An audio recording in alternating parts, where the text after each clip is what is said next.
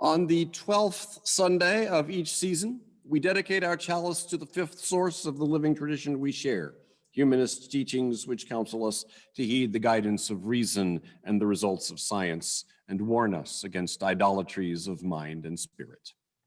Hi, I'm Joe Majak.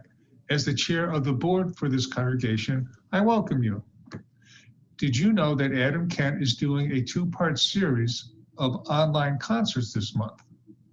2 days ago, he launched his Happy Birthday Ludwig series for 90 minutes on Friday evening. The second and final concert is on Sunday, December 20th, from 4 p.m. to 5 p.m. Join Adam for a virtual recital of Beethoven's piano music from his early career, through the crisis of his hearing loss to the transcendence of his late works. It features a live intro and Q&A with pianist Adam Kent. You can find the Zoom info on the CUUC website. It's on the event calendar. Look for online concert. This is an online event brought to you by Music at CUUC. Now it's time to light our chalice. I invite you to light your chalice along with me as I light mine. And please say along with me words of our chalice affirmation.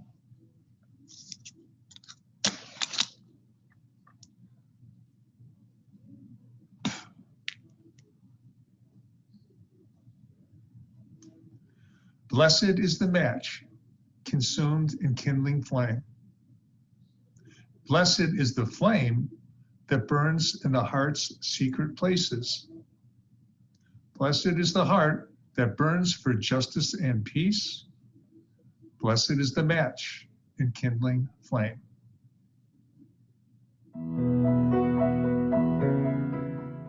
Unitarians have been around 450 years, and our history is rooted in two ideas: rational critique of the Trinity and tolerance of diversity of opinion. Is there a logical connection between them, or is it an accident of history that these two ideas happen to come in the same package? Actually, there is a logical connection: reason. It was the exercise of reason that produced the rational critique of Trinitarianism. And the proper function of reason depends on the freedom allowed by tolerance.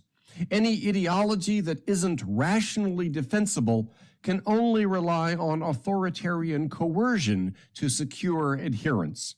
Ferenc David, the Transylvanian theologian and King John Sigismund's court preacher, was an impassioned advocate for both the unity of God and freedom of conscience.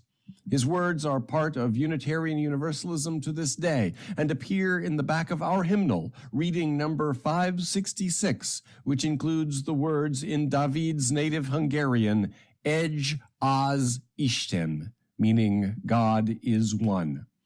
As selected, adapted, and arranged by UU minister Reverend Richard Fuchs, here is that reading from Ferenc David. In this world, there have always been many opinions about faith and salvation. You need not think alike to love alike. There must be knowledge in faith also.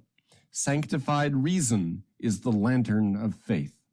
Religious reform can never be all at once, but gradually, step by step. If they offer something better, I will gladly learn. The most important spiritual function is conscience, the source of all spiritual joy and happiness. Conscience will not be quieted by anything less than truth and justice. We must accept God's truth in this lifetime. Salvation must be accomplished here on earth. God is indivisible. Egy az Isten. God is one.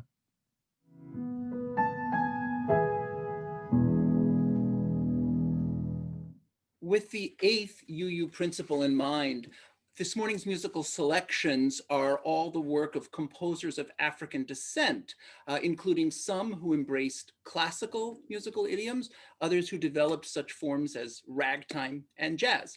To get us started, this is Pastime Rag number 3 by Artie Matthews.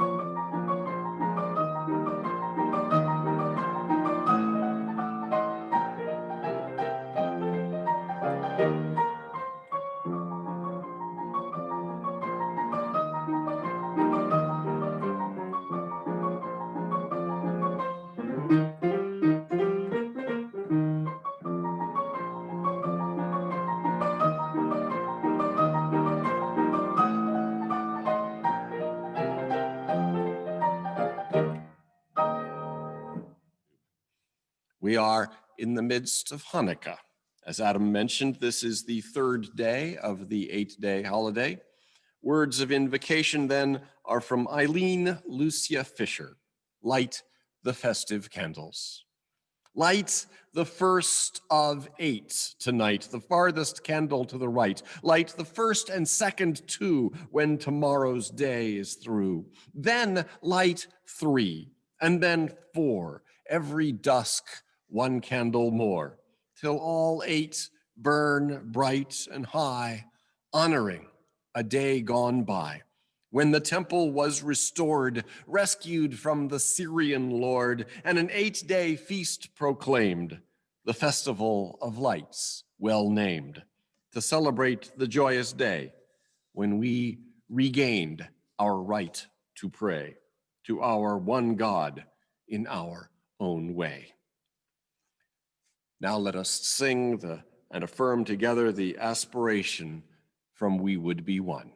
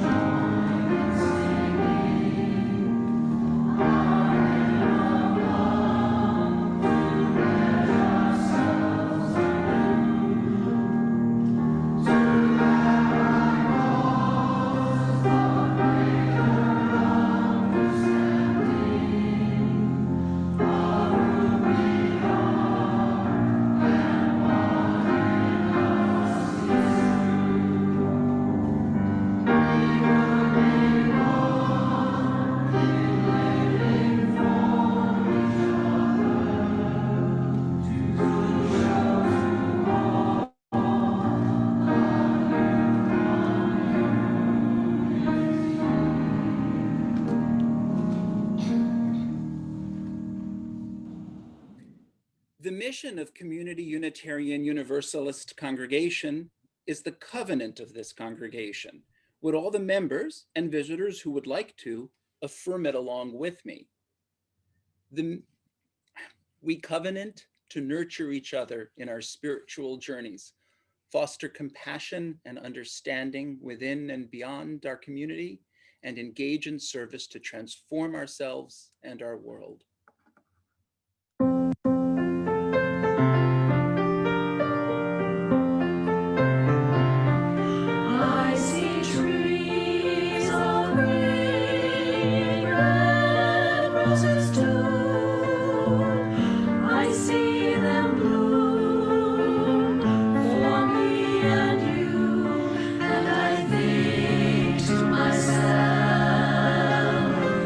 What a wonderful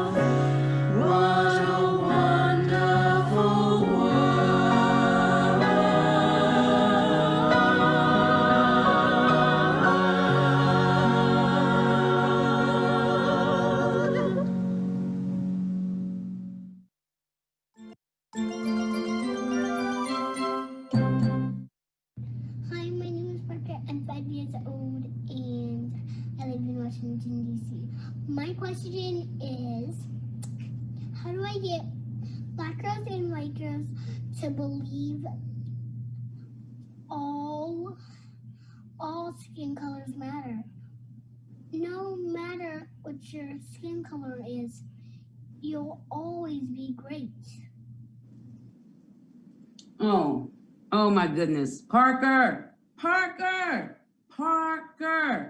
Oh my goodness. Your statement at the end there, no matter what your skin color is, you will always be great, is incredible. And I hope everybody in the world hears that. I want you to know that it is just you understanding that this is an issue and that the issue is a problem is actually a big jump to resolution. And here's the complicated part. Sometimes you know something and other people are very slow to it. And it is so frustrating. I feel your frustration. It is so frustrating to know that you are right and that like other people are wrong. And if they would get enlightened to your truth, they would feel better. But there's a big thing that I have learned. Sometimes you cannot change people. You have to be yourself, be your beautiful self, keep your energy, keep your vibration up, live your life the way you think you should live your life. And sometimes people will witness your positive transformation. And that's a big word, transformation. Maybe somebody at home can show it is when you keep changing and growing and becoming the person that you are. My mother wrote a song for a great civil rights leader named Ella Baker. And Ella Baker said this: "We who believe in freedom cannot rest." I hope you clapping your hand with me. We who believe in freedom cannot rest till it comes.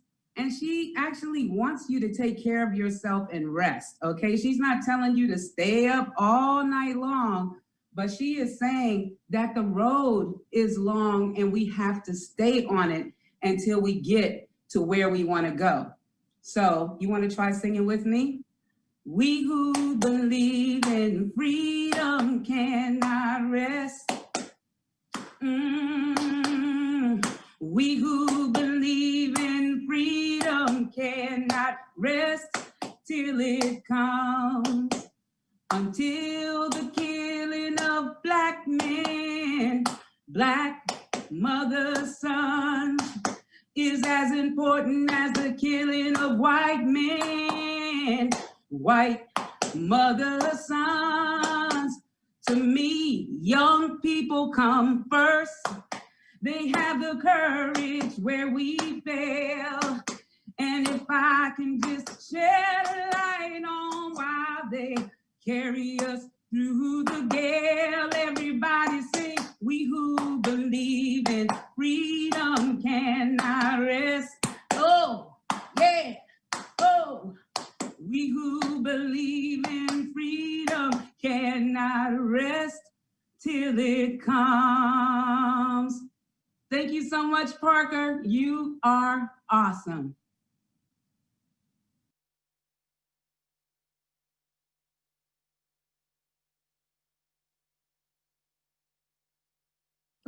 Hello, I'm Abby. Hi, I'm Maggie.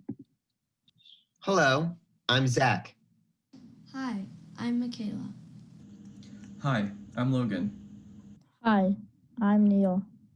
We'd like to recite the 8th principle and then describe one key word. This is the 8th principle. We, the members of Community Unitarian Universalist Congregation, covenant to affirm and promote journeying towards spiritual wholeness by working to build a diverse, multicultural, beloved community by our actions that accountably dismantle racism and other oppressions in ourselves and our institutions. Today's key word is dismantle. Within Unitarian Universalism, our problem is certainly not conscious. Aspirational white supremacy, which seeks to intentionally create a more racist society. Despite our best intentions, living in a racist, sexist, classist, heterosexist, and ableist society has caused each of us to sometimes unconsciously perpetuate systems of oppression in various ways. When there is not explicit commitment to accountably dismantle systems of oppression, the tendency is for the systems of oppression to be perpetuated. The eighth principle is an opportunity to make just such an explicit commitment.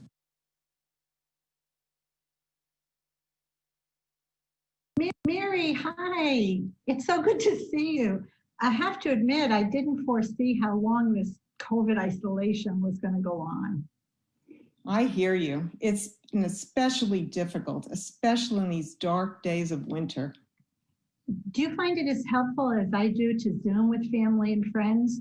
You know, with this new reality, I finally have time to call friends and chat. And then when I call them, surprise, they're home. Absolutely. When Lisa was in Africa, I felt like I had a real visit every time we had a Zoom call. But with some friends, I find that just picking up the phone works just as well. Yeah, I also have time to call friends from CUC that I don't usually see, except every Sunday. I was seeing them every Sunday, and now I'm not seeing them at all. It really feels good to reach out, and you know, I'm guessing it may make other people feel good when they get the calls. I have a UU friend from Cape Cod, and she told me that when she starts to feel lonely, she opens up the church directory and picks somebody that she hasn't talked to in months. And she says when she gets off, she actually realizes that her spirits have been lifted as well as the person that she's talked to. So I'd like to offer a suggestion. For those of us who aren't overwhelmed with work or with family, maybe we can do the same thing. Maybe we can pick up the phone and call somebody that we haven't talked to in months, somebody who might be feeling isolated. What do you think of that suggestion, Jane? I am on board. You know, we've been talking a lot about connection. Don't you think the gift of connection is a priceless gift for the holidays? I think this is a great idea. Let's spread the word. Let's try to get everybody who can to make at least one phone call a week or however much time they have available to do that. I think it's good for the whole community. Great, sounds great. Let us pray. Dear Spirit of light that keeps the lamps burning when our resources of sacred oil are gone, we know that love endures. We know that love prevails, yet we struggle. We know that we are children of this earth, brought forth from 3 or 4 billion years of life, 1.5 billion years of multinucleated cellular life, 500 million years of vertebrates, 175 million years of mammals, 50 million years of primates, and 5 million years of hominids. Time out of mind within still vaster time. And here we are, playing out our various and particular twists on the imperative of life. We have learned how to do some things and have sometimes briefly experienced a kind of mastery of some limited domain, yet we are never far from the edge of our illusions of comprehension. And this fact fills us by turns with the wonderment of mystery and the anxiety of uncertainty. We are uncertain about our jobs, our livelihood, the things which allow us to not worry about where our next meals may come from and keep us safe in places we call home. We are uncertain about our health, the health of ones we hold dear. We have lost dear people to all kinds of illnesses, including COVID-19, which has killed 1.6 million people around the world, while over 600,000 new cases occur every day. Tomorrow is promised to no one, same as always. yet the confidence that we know how to move to care for ourselves and our loved ones, the confidence that we know how to make responsible plans for the future, ebbs away. Violence, such as going on in Ethiopia, Sudan, Afghanistan, and Nigeria, breaks our hearts. And always there are helpers, peacemakers and healers, bringing light and hope. We recognize joy as we see people come together to lift up marginalized voices. We feel joy as we keep going, as we continue doing some of the things we enjoy in this altered circumstance. Even if our world may be breaking, our bodies might be giving out, our jobs may not be there tomorrow, these were never the ground of meaning, of joy, of the love that endures and the spirit of light that keeps the lamps burning when our resources have run out. And so we ask of ourselves the mindful intention to delight in what is good, to confront what is cruel, and to heal what is broken. Amen. And I ask you now to observe 30 seconds of silence.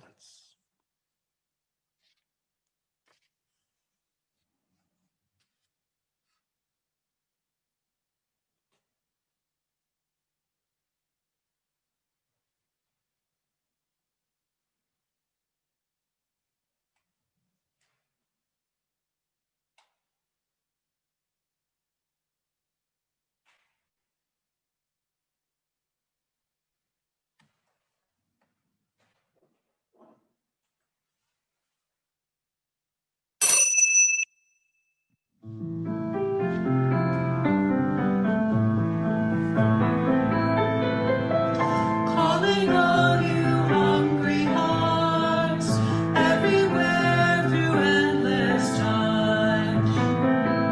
You who wander, you who thirst, I offer you this heart of mine. Calling all you hungry spirits, all the lost and the left behind. All I can, I'll share with you, your joy and your sorrow, I make it mine.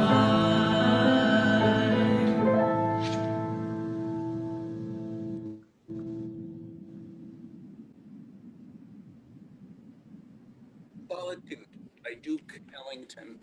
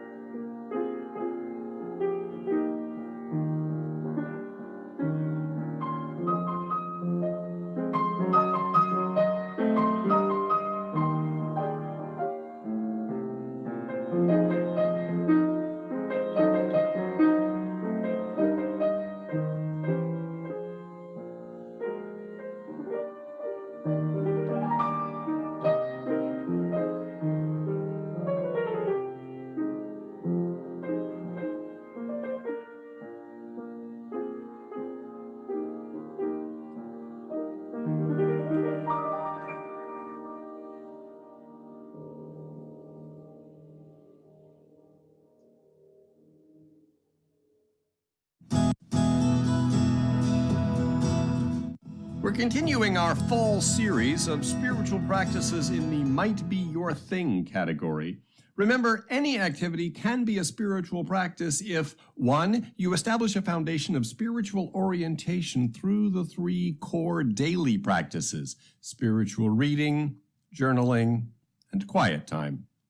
2, you engage in the activity with mindfulness. 3, you engage in the activity with intention of thereby cultivating spiritual qualities. And 4, you occasionally engage the activity with a group that gathers expressly to do the activity in a way that cultivates spirituality, with group members sharing spiritual reflections before, during, or after doing the activity together.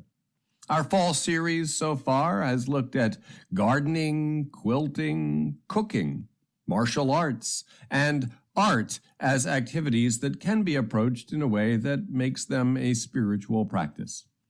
This week's practice that might be your thing: practicing piano. Here's how UU Minister Reverend Colleen McDonald describes piano practice as a spiritual practice. It's a discipline. The philosophy of the school where I have my lessons is you only need to practice on the days you eat. There's appreciation of wonder. When I look at my hands each day, they seem so amazing. It's a call to mindfulness. Musicians strive to convey beauty, excitement, and meaning, to communicate truth that cannot be put into words, to create something intangible yet vibrant and real. You cannot be unconscious to enter into all that. It centers me in joy and gratitude, and cultivates focus on bringing my body, mind, emotions, and spirit into harmony in the service of making music. It's meaning-making. Musicians infuse the music with personal meaning. We must let go of the past. Our power lies in giving our best to what lies in front of us right now. For the rest of Colleen McDowell's account of piano practice as a spiritual discipline, see the post on cucmatters.org. The link is in your e-communitarian. Reverend Meredith invited me to add a few personal reflections about practicing the piano, I guess because I do that a lot of the time. And I've always had a hard time answering questions about how much I practice, how many hours a day, how long it takes to learn a piece. As a teacher, I've never felt comfortable prescribing a specific duration for daily practice or a particular number of repetitions of difficult passages. It's always struck me that as a musician, it's never enough. It's always a work in progress. So you practice as much as you can, whenever you can, wherever you can. And when you're not practicing, you're worrying about not practicing. Gary Grafman, an American pianist who was director of the Curtis Institute of Music in Philadelphia, wrote a memoir entitled, "I Really Should Be Practicing." And that pretty much sums it up for me. How come? Do I get better and better the more I practice? Not necessarily. Is there a formula for equating hours spent practicing with notes learned? Not that I know of. I know if I looked for an equation for the economic viability of practicing, I would have gone into another field a long time ago. Practicing is both a humbling reminder of personal limitations. It really doesn't make perfect, but it's also a way of experience the infinite in this lifetime. I remember studying in high school mathematics approaches to calculating the area under a curve. The idea was that you could never arrive at a definitive figure. You could get closer and closer, but even decades of computations would never bring you to an absolute answer. There was infinite room for approaching the goal, but that oppressive wavy line always tamped down any hope of definitive attainment. Without meaning to, I've chosen a lifetime of communion with works of art always better than they can be performed. They, and my joy in sharing them, give me solace whenever I think about the years of headbanging and hand-wringing. Practicing isn't a reasonable thing to do, but for me, it's a necessary one. And now, we invite you to join the Unitarian Universalist Society of Grafton and Upton in hymn 1017, Building a New Way. We are building a new way.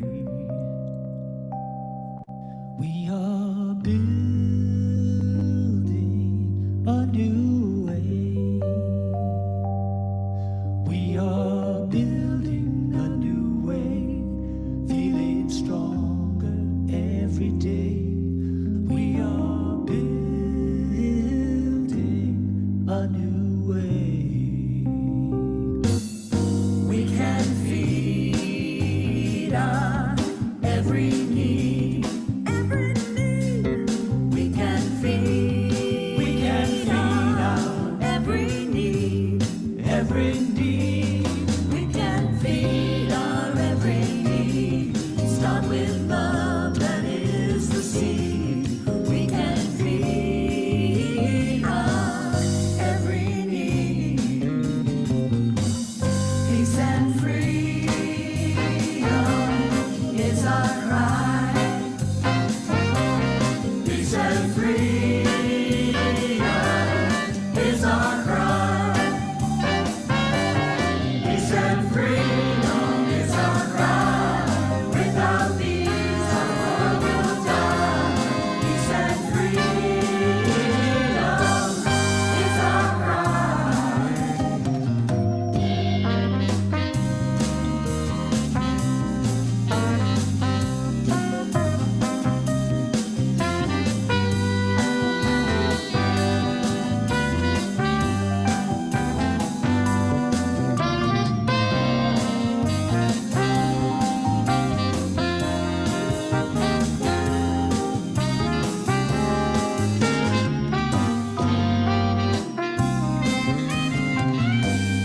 We are building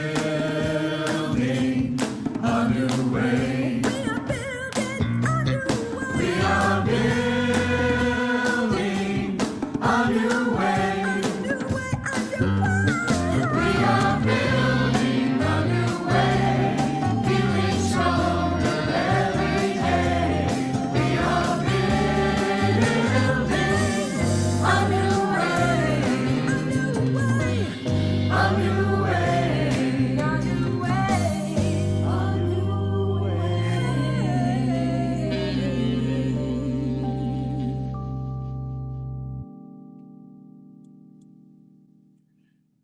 We have a guest message today from Paula Cole Jones is visiting with us. Paula is the founder of Adore, a dialogue on race and ethnicity, former president of DRUM, Diverse and Revolutionary Unitarian Universalist Multicultural Ministries, and an independent consultant specializing in multicultural competencies and institutional change. She lives in Washington, D.C., and served as interim congregational life consultant for a couple of years to our Central East region. I first met Paula some 10 or 12 years ago when I was minister of our congregation in Gainesville, Florida. Paula came down there to lead a workshop on racial justice with our congregation. Good to have you with us, Paula. Well, thank you very much, Reverend Meredith. It's good to be here. Thank you for the invitation to join you to talk about the eighth principle. The world around us is constantly changing. And right now, things are changing at a rate that few of us would have ever imagined. Church communities help us to stay grounded during times of change in our lives. Unitarian Universalist minister Manish Mishra Marzetti said about change, and I quote, "Nothing is static. The ground shifts, sometimes slowly, reminding us that the solidity we often love and seek is an illusion. The crumbling dust of the desert plains, the moist fertility of farmlands, the eroding coastline of tidal shores, all are changing. Committees dissolve or are created. Leaders retire or step away. Ministers come and go. Bylaws are amended. New experiences lead to new truths, which foster evolution. The natural course of life always pushing us toward greater understandings of what it means to be human. Everything about our existence points toward change, flexibility, and dynamic recreation. The ground shifts, sometimes slowly, sometimes like an earthquake. Nothing is static. End of reading. Each generation is born into change. Each generation has a new starting point. We, those of us in our middle and senior years, are manifesting changes that began years ago, and our children and youth will do and are doing the same. This excites me about the eighth principle, and I want to applaud the youth group and their comments about the eighth principle. Our children and youth in some UU religious education settings are learning about the eighth principle, and it'll just be second nature as they grow up. The eighth principle is already aligned with the reality of the world in which they live. We owe it to them to do our part to make it a reality in their home congregations. Language opens up the possibility of change for us. We cannot change what we cannot see or imagine. We cannot bring into existence what we cannot share collectively. Building the beloved community is a journey of collectively learning to see and overcome the limitations and barriers of historical inequalities and exclusion. The words of the eighth principle were carefully chosen to help us understand how to get there, how to create an environment for the beloved community to thrive, and how to make it core to Unitarian Universalism. The eighth principle strengthens the relevance of Unitarian Universalism in our society and in the larger world. It will transform how we understand and actualize the promise of the existing principles. For many of us, our principles serve as a covenant or our promises to one another. Now, covenants are powerful, or they can be. They hold the potential to transform relationships, communities, institutions, and culture. So why would we propose an eighth principle? The current Unitarian Universalist principles were adopted by our General Assembly in 1985. Between 1961, the time of the merger of Unitarianism and Universalism. I'm so used to saying the two words together. But in 1961, at the time of our merger, and until 1985, with the adoption of our current principles, revisions were made so that our principles would be gender neutral. They were made to remove the male dominant language. And this was done for greater equality and inclusion of women. We, as an association, adapted to the changing times. Now that was 35 years ago that we adopted our principles in 1985. We've continued to evolve in our understanding of inclusion. In 1997, which was 12 years after the principles were adopted, Unitarian Universalists voted to become an anti-racism institution. We have not gone back to reflect what we have learned in our principles. Now, I believe if we were writing the principles today, that no doubt we would have been explicit about the beloved community. So the 8th principle, you can look at it really as an update. We are saying that we promise to work at being a religious community that is free of racism and oppression. A religious community that is on the spiritual journey of building the beloved community. Now, after 35 years, I think we can ask ourselves, well, why did it take us so long? I don't have a specific answer for that, but I do want to say that the 8th principle is our proposal to be in covenant with the beloved community. It provides Unitarian Universalists with an unmistakable value of the human family whole and reconciled. The multicultural beloved community would no longer be implied as it currently is. It would be explicitly stated as part of our spiritual journey. And with these 8 principles, we are saying to each other and to the world, this is who we are. These are our core values.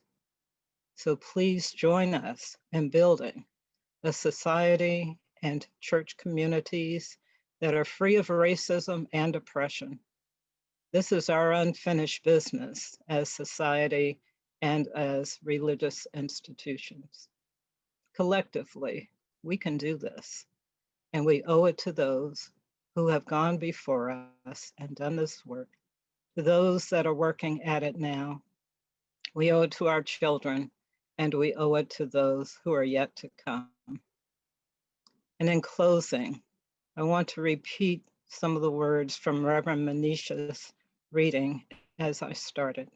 And I quote, "The natural course of life is always pushing us toward greater understandings of what it means to be human." End quote. Ashe, and may it be so. Thank you.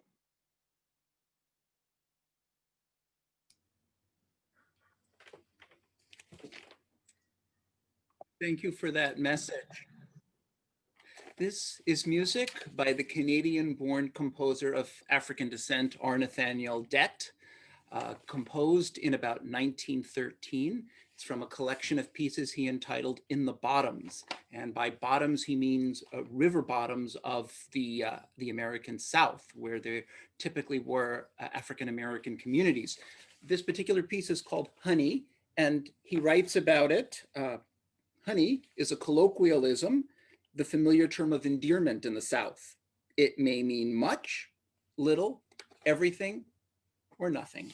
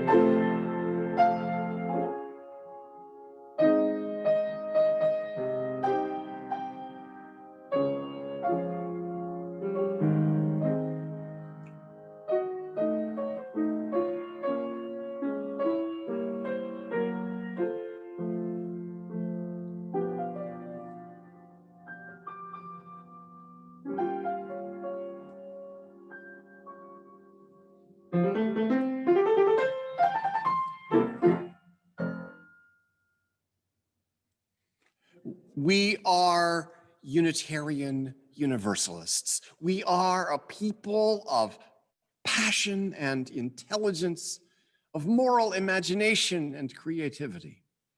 We are a people not of creed. We are creedless. In this regard, we are not unique. We have this in common with, oddly enough, the Southern Baptist Convention, which is officially creedless, as is the Christian Church Disciples of Christ. We go a little further in declaring not only that we have no creed, but that for us, religion is not about what one believes. Beliefs are incidental, peripheral, ultimately an unnecessary aspect of religion, of spirituality. For us, religion is about three things.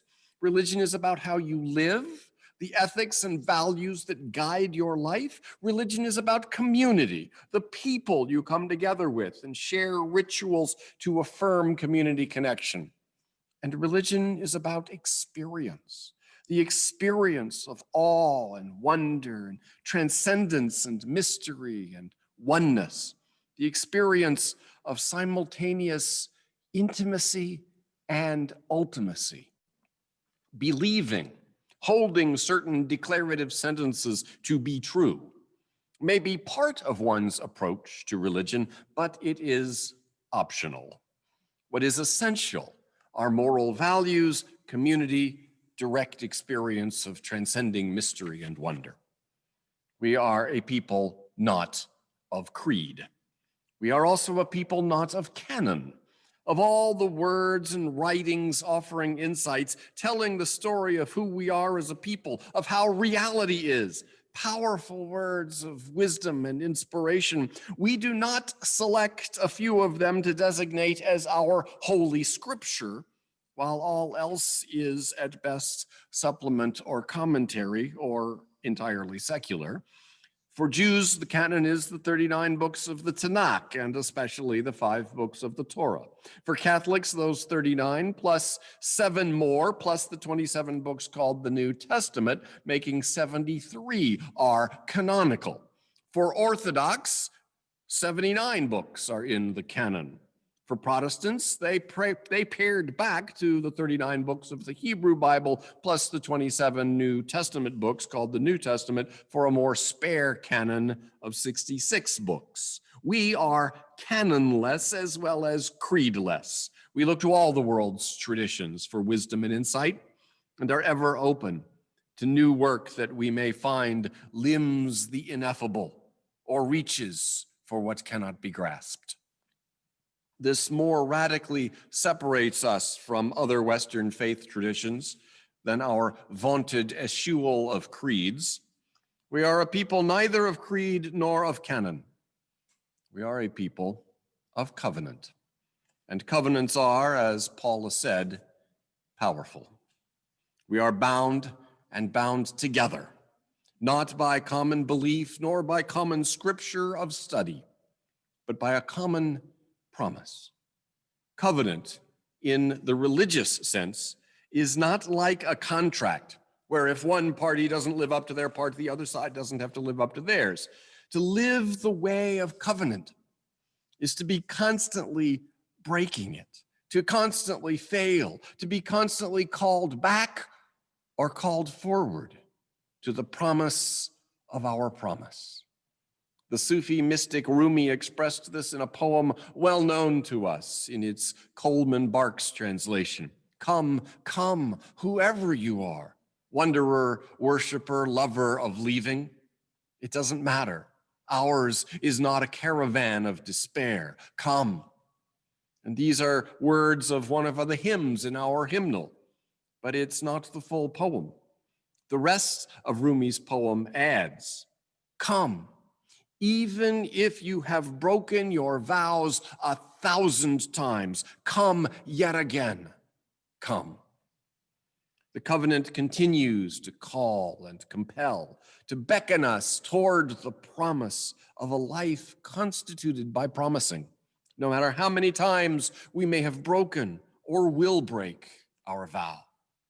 And also unlike a contract, which might lead the parties into a courtroom where a judge renders a ruling on what the contract's terms mean and whether the parties' actions satisfy the terms. You alone are the final arbiter of what the covenant requires of you now, though we are each properly informed in this by our community and its collective discernments. And what is our covenant? What is the promise that binds us, that fashions us into a people? I could tell you that it's here in our principles, set forth in the bylaws of the association. We, the member congregations of the Unitarian Universalist Association, covenant to affirm and promote the inherent worth and dignity of every person, justice, equity, and compassion in human relations, acceptance of one another and encouragement to spiritual growth, the free and responsible search for truth and meaning, the rights of conscience and use of democratic process in our congregations and in society at large, the goal of world community with peace, liberty, and justice for all, respect for the interdependent web of existence of which we are a part. I could tell you that's our covenant, and that would be true. Those are words that call us as Unitarian Universalists, that we experience in proportion to size that our faith has in our lives, as compelling and beckoning, promises that we fail to live up to and that we orient our lives by, the vows that point our way howsoever we stray. It's true, this is our covenant, but it's not the whole truth of the people we are. Not the whole truth. Adam?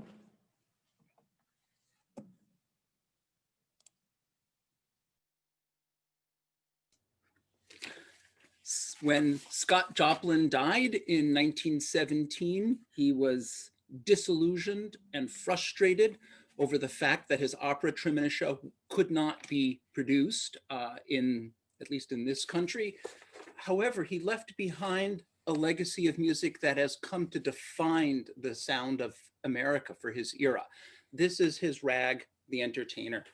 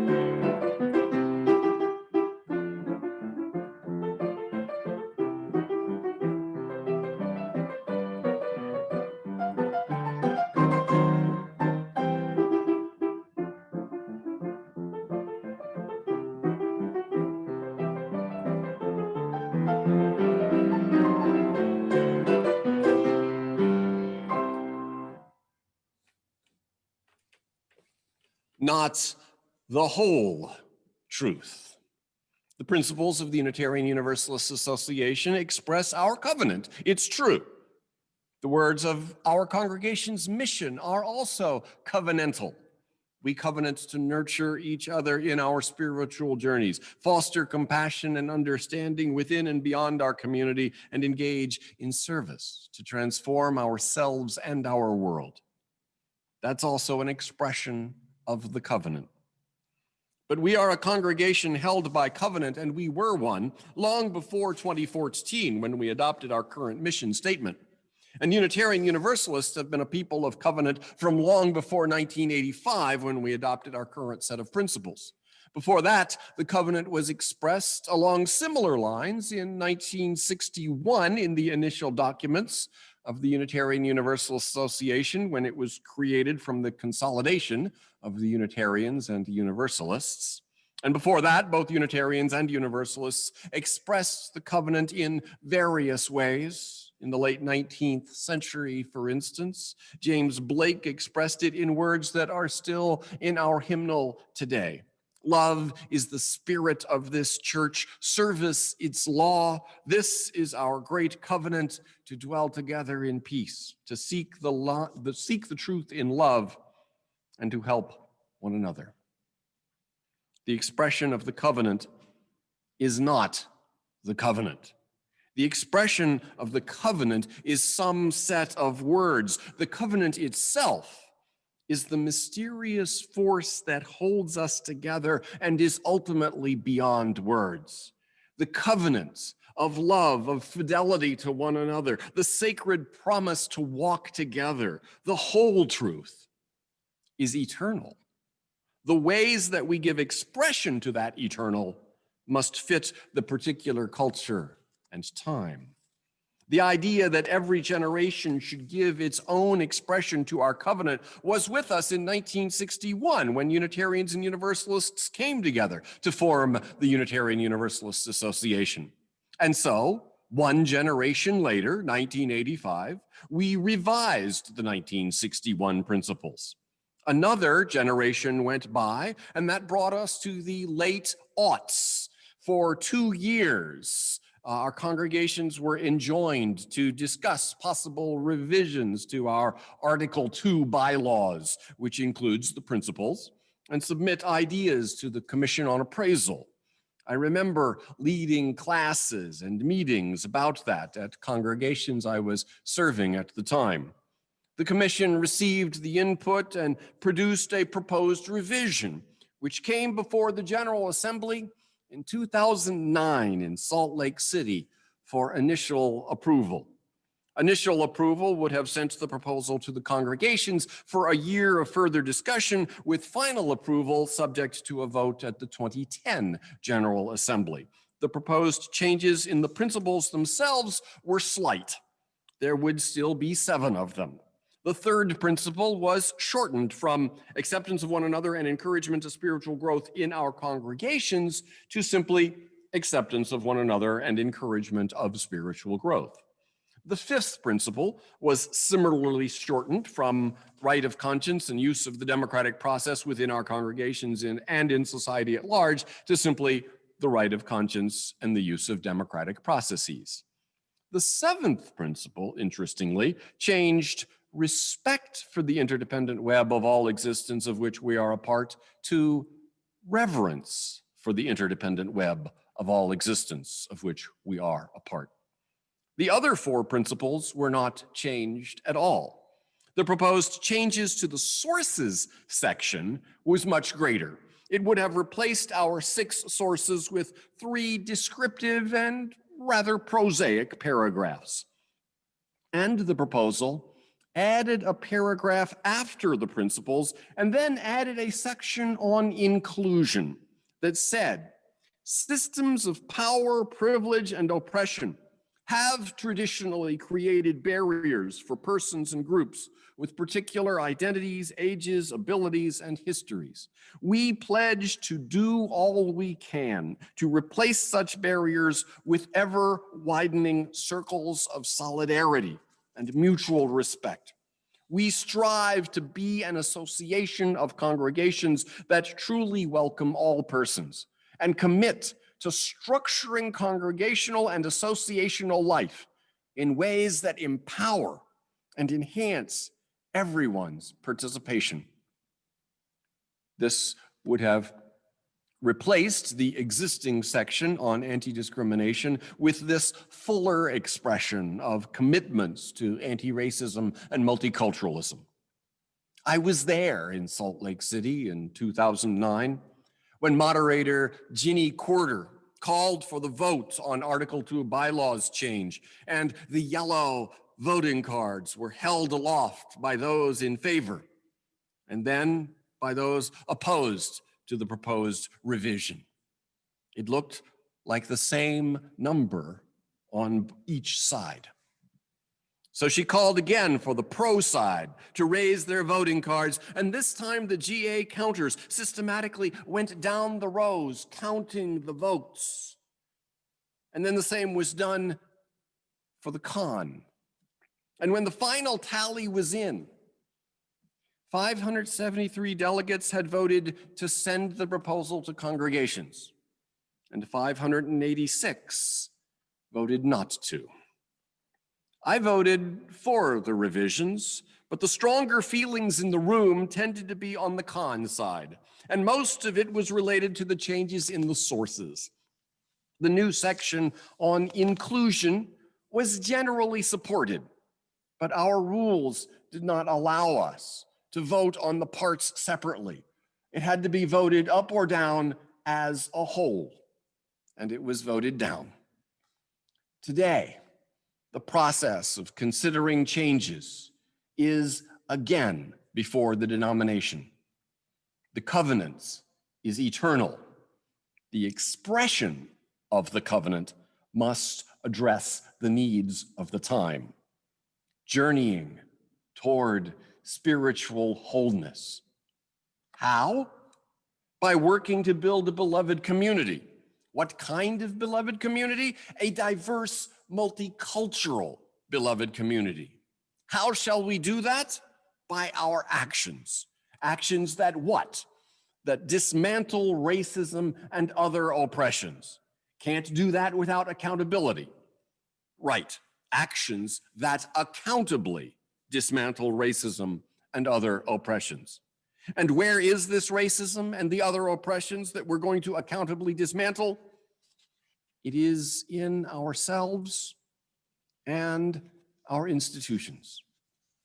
So let us say out loud and say officially that the call of covenant, the call to live bound and bound together by promise, includes that we promise to affirm and promote journeying toward spiritual wholeness by working to build a diverse, multicultural, beloved community.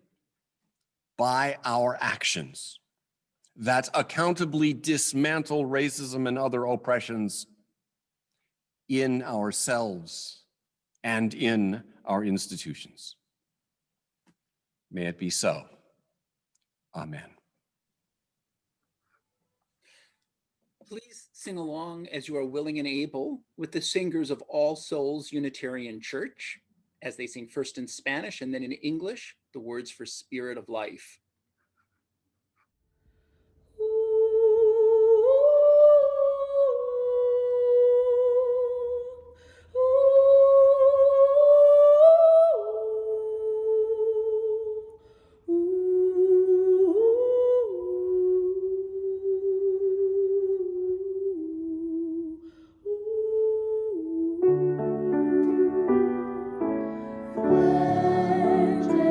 Fuerte amor.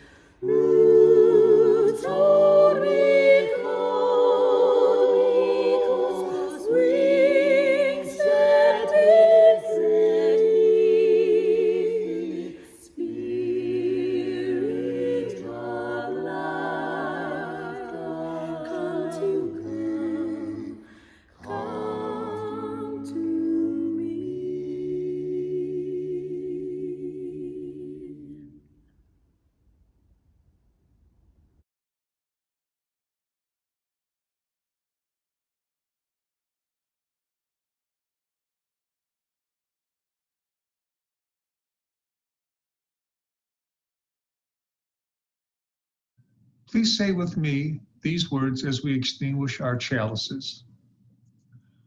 We extinguish this chalice and carry with us the flame of reason to shine with us always against every idolatry. For those of you who see God, may God be with you. For those who embrace life, may life return your affection. For those who seek a better way, may the path be found and the courage to take it step by step. Go in hope. Go in joy. Go in peace. If you got troubles, then I've got them too. There isn't anything I wouldn't do for you. If we stick together, we can see it through. 'Cause you've got a friend in me. Yeah, you've got a friend in me. Now some of you folks might be a little smarter than I am. Maybe, but none of them will ever love you the way I do. Just me and you, boy. And as the years go by, our friendship will never die. You're gonna see it's our destiny. You've got a friend in me. You've got a friend in me. Birmingham Breakdown by If you got troubles, then Birmingham Breakdown by Duke Ellington.